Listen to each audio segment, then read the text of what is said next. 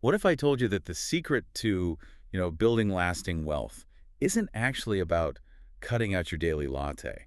Right. Which is what everyone always says. Exactly. Or like aggressively punishing yourself for every single dollar you spend on going out. Mm. But rather, what if the secret was legally mandating yourself to blow 30% of your take-home pay on pure, unadulterated fun? I mean, it definitely goes against the grain of, well, almost everything we are taught about personal finance. Oh, for sure. We are so conditioned to believe that managing money requires this, I don't know, this monastic level of self-deprivation. It really does. It usually feels like someone handing you a highly restrictive diet where you're only allowed to eat like cabbage soup for a month. Yeah, the cabbage soup diet. Right. You just know you were going to be completely miserable the entire time. But today, we are doing a deep dive, pulling from a single, highly concentrated instructional guide on what's called the 50-30-20 rule for budgeting. It's a pretty brief source, actually, but it completely shatters that whole cabbage soup paradigm. It really does. Yeah. And the mission of this deep dive is to extract the exact mechanics of this framework and show you, the listener, how it functions as this kind of shortcut to taking control of your money. Yeah, because the text promises a path to, quote, financial peace of mind. Which sounds amazing. Right. And it gets there by shifting away from that mindset of restriction and moving toward a mindset of structural permission. Structural permission. I love that phrasing. Yeah, and that shift is built on a very specific three-part architecture. It basically takes the sprawling, anxiety-inducing concept of managing finances and distills it down to, well, basic behavioral economics. Okay, let's unpack this, because before we even get to the 50 or the 30 or the 20, there is a massive caveat right in the opening sentences of the source material. Oh, yeah, a huge one. It explicitly states that this entire framework only applies to your after-tax income. Right. That is the absolute foundation the entire house is built on. I mean, if you get that wrong, the math just collapses. I do want to push on that a little bit, though, because for an audience that, actively follows personal finance, the difference between gross and net pay is pretty obvious. Yeah. Everyone knows the government takes a cut, right? So why does the source treat this as a foundational rule rather than just a given? Like, are people genuinely building budgets based on money they don't even have? What's fascinating here is that they absolutely are. And it really comes down to a behavioral trap known as mental accounting bias, specifically anchoring. Anchoring. Okay, how does that work? Well, think about how we talk about our careers. When you negotiate a salary or, when you tell your friends about a new job, you always talk about the gross number. Oh, right. You say, I make $100,000 a year. Exactly. You anchor your entire financial identity and subsequently your lifestyle expectations to that shiny six-figure number. So you start making all these financial decisions, like how much house you can afford to rent or what kind of car you should drive, based on a phantom $100,000. Precisely. It's phantom wealth. Right. Because in reality, after federal taxes, state taxes, healthcare premiums, maybe retirement contributions, the actual liquidity hitting your checking account might only be, say, $65,000 or $70,000. Wow. Yeah, that's a massive difference. Right. But because your brain is permanently anchored to that 100,000, you go and sign a lease for a luxury apartment that fits the gross salary, not the net reality. I mean, it's kind of like trying to build a house, and your architect tells you that you have 3,000 square feet of lumber to work with, but a third of that lumber is currently on fire. Oh, that's a great way to put it. You can't use on-fire lumber to build your roof. You have to budget the wood you can actually hold in your hands. I love that analogy. Yeah, budgeting with your gross income is literally building with burning wood. The source text promises a straightforward way to take control.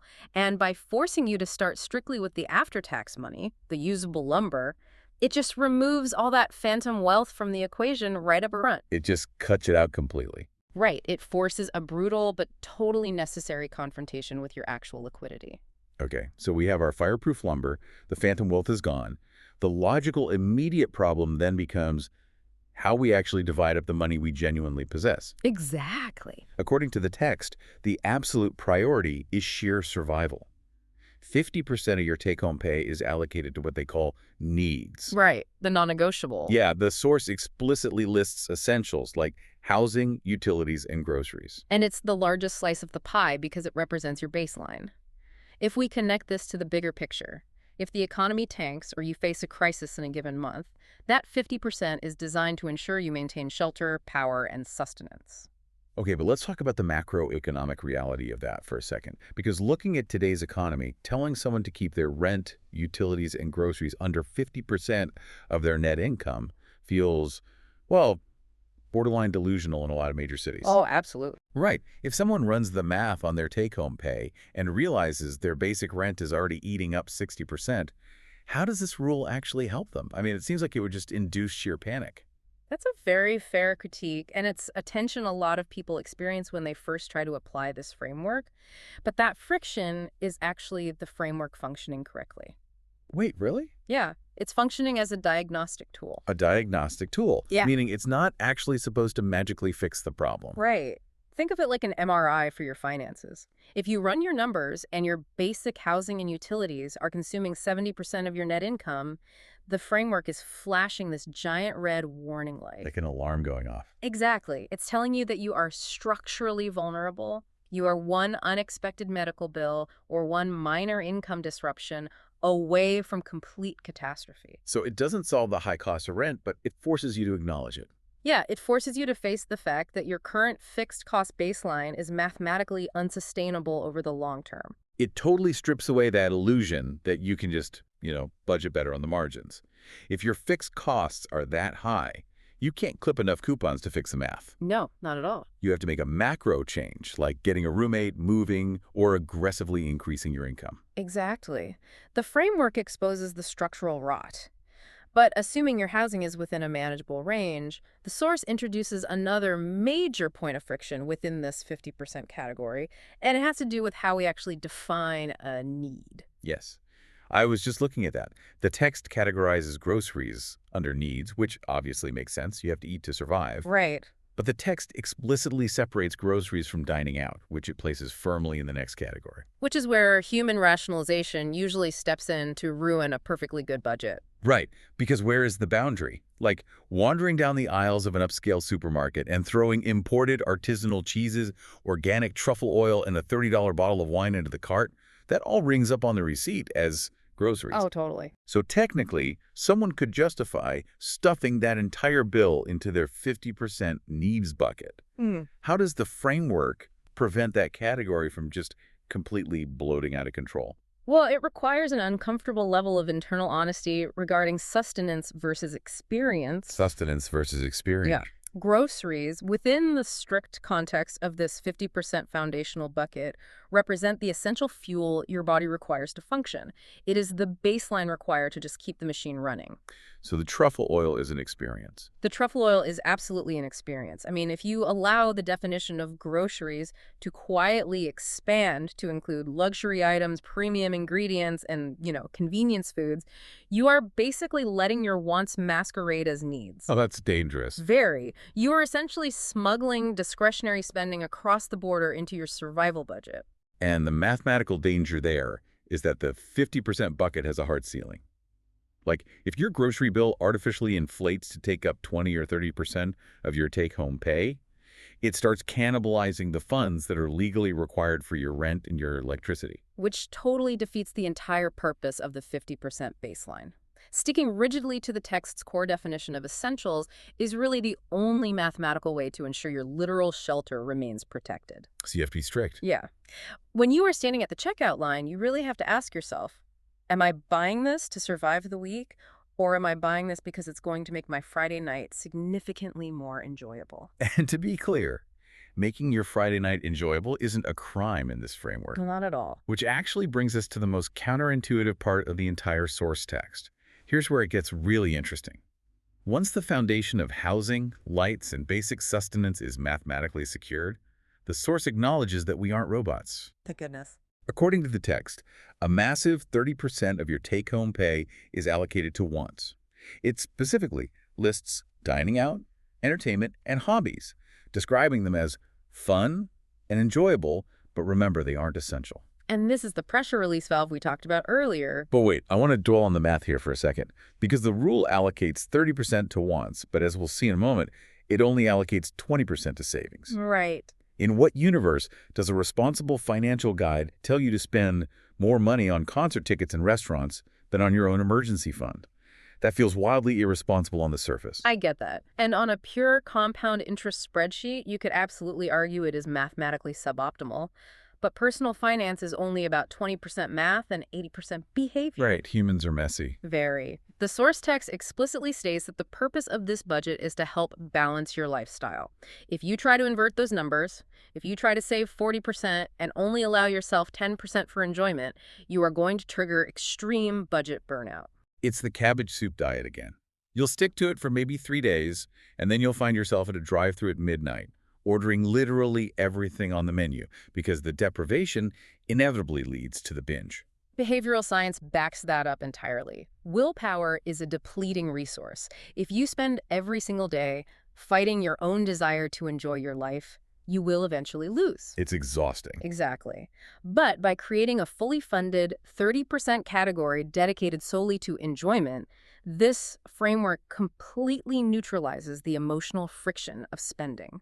It removes the guilt. So when you buy those concert tickets, or when you do splurge on the imported cheese, you aren't breaking the budget. You are actually executing the budget flawlessly. You are complying with the system. You are spending money that was legally earmarked for joy from the very beginning. And honestly, this changes the entire emotional frequency of personal finance. How so? Instead of swiping your card at a restaurant and wincing, wondering if you are somehow stealing from your rent money, you can actually be present and just enjoy the dinner.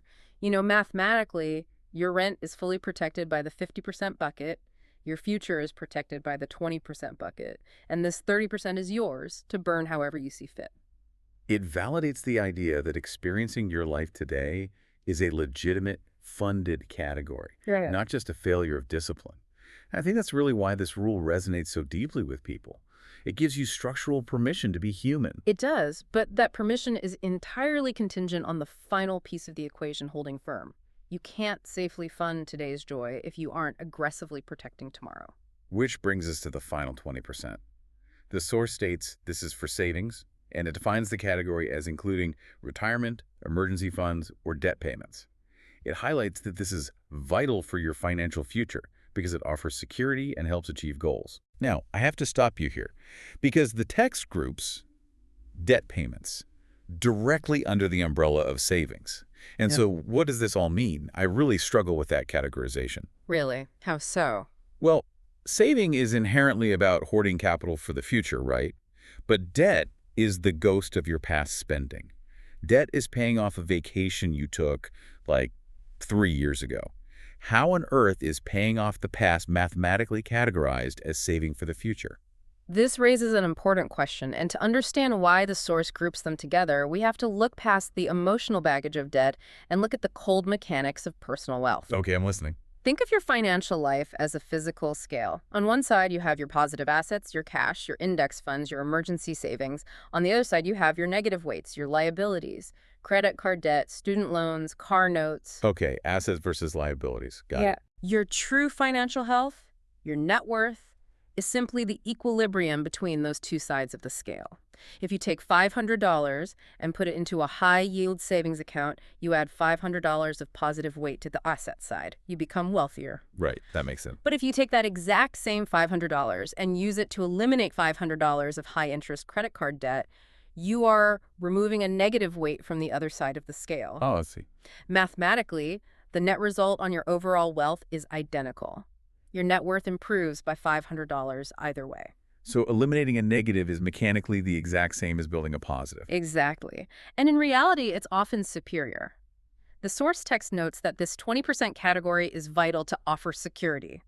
When you carry high-interest debt, that debt is essentially a tax on your future labor. A tax on your future labor. Yeah, every month, a portion of your paycheck basically belongs to a bank before you even wake up. By taking your 20% savings bucket and weaponizing it against your debt, you are quite literally buying back your future income. Wow. You are buying back your future income. I love that phrasing so much.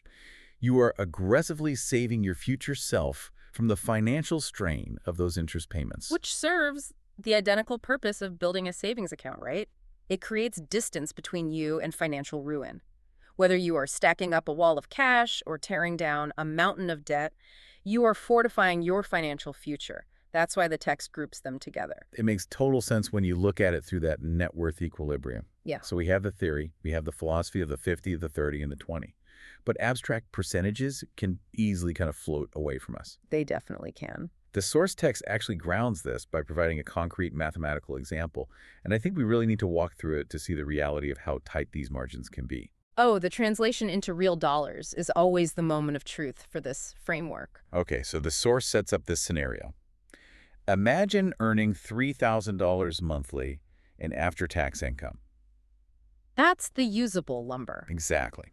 The usable lumber. According to the rule, your needs at 50% equal exactly $1,500. Your wants at 30% equal $900. And your savings at 20% equal $600. Right. Now, I want to ask you, the listener, directly. Yeah. When you hear those actual dollar amounts, how does it sit with you? I find it usually provokes a very mixed reaction. It really does. Because on one hand, hearing that out of a $3,000 take-home paycheck, you have $900 completely guilt-free dedicated to dining out, hobbies, and fun, that sounds luxurious. This definitely doesn't feel like a starvation diet. Not at all. But then you look at the 50% side, you only have $1,500 to cover housing, utilities, and all your basic sustenance combined. Which forces a very, very unforgiving lens on your fixed costs. Because let's be real, in a lot of markets, $1,500 barely covers a studio apartment, leaving absolutely nothing for groceries or electricity. Exactly. And that sobering reality check is why the source includes a crucial final directive. It tells the reader to start implementing the 50-30-20 rule today, but it immediately follows that by saying you must review your budget and adjust accordingly. Yeah, that phrase, review and adjust, is arguably the most important verb in the entire document. Really? Why is that? Because it implies that this rule is not a static monolith. It isn't a document you just write out in January, shove in a drawer, and ignore until next year. Because your life doesn't stand still. Precisely. Inflation drives up your grocery bill. Your utility costs fluctuate wildly between, summer air conditioning and winter heating. Or you might get a promotion that increases your usable lumber. Or your car might break down, forcing a sudden shift in priorities. The text is demanding active participation. You have to use this framework as a dynamic compass. Every single month, you check the compass to ensure you haven't drifted. You use it to make sure your $900 of wants hasn't quietly crept up to $1,200 at the expense of your savings. Exactly. It requires vigilance, but the architecture itself remains brilliantly simple. It really is a masterclass in behavioral finance, just disguised as a simple budgeting rule. It really is. So, to pull everything we've extracted today together, the entire system is built on reality, meaning you must strip away the phantom wealth and start only with your after-tax take-home pay. Crucial first step. From there, you build your fireproof foundation, strictly defending 50% for non-negotiable needs like shelter and essential calories, recognizing that this acts as a harsh diagnostic tool for your fixed costs. You then deliberately fund your humanity, giving yourself structural permission to blow 30% on the wants that make life worth living, completely free of guilt. And finally, you secure tomorrow by dedicating 20% to wealth building, understanding that weaponizing that money against debt is a profound act of saving. I mean, it just removes the exhausting daily guesswork of, can I afford this, by pre-allocating every dollar a specific job. And to you listening, the source makes that bold promise of finding financial peace of mind. After unpacking the underlying psychology today, I think it's pretty clear how it achieves that. Absolutely. But as you look at applying this to your own usable lumber, we want to leave you with one final thought to ponder. We discussed how vital it is to police the boundary between a true need and a want, the groceries versus the truffle oil. Right. But human beings are incredibly adaptable, and our baseline expectations are highly prone to upward creep. As you advance through different stages of your life, maybe your income grows, or you move to a new city, or you have kids, how might your own internal definition of a need subtly start to shift? That's the real trap. Yeah. And more importantly, how aggressively will you have to fight your own rationalizations to keep that essential 50% category from quietly devouring the 30% you set aside for joy? That is the ultimate challenge, honestly. A luxury effortlessly becomes a habit, and a habit quickly feels like a sheer necessity. And if you aren't vigilant about guarding those boundaries, you might find yourself right back where we started, feeling trapped, overwhelmed, and completely out of control of your own money. It takes brutal honesty to maintain the balance, but the math doesn't lie. Thanks for joining us on this deep dive, and we will catch you on the next one.